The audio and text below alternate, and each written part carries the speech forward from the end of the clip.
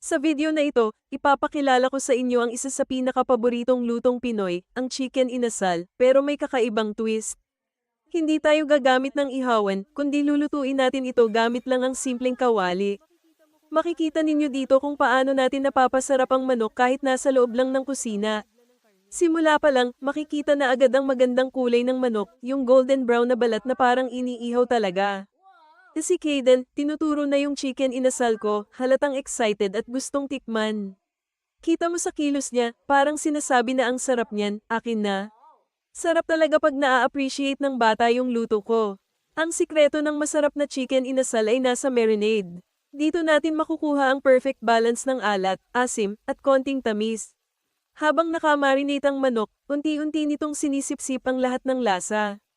Kaya pag niluto na, talagang ramdam mo hanggang loob ang sarap.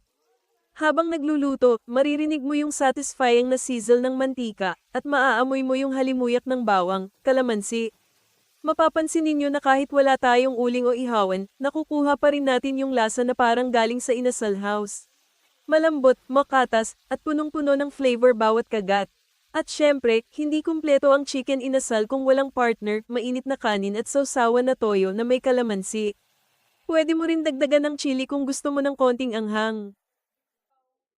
Sa huli, mapapatunayan natin na hindi kailangan ng mamahaling gamit o komplikadong proseso para makagawa ng masarap na pagkain.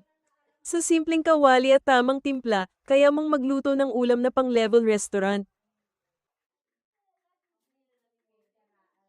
Kaya kung gusto mong subukan ito sa bahay, sundan mo lang ang paraan na ito. Sigurado, hindi ka magsisisi at baka mapapa-extra rice ka pa. Tara, kain na!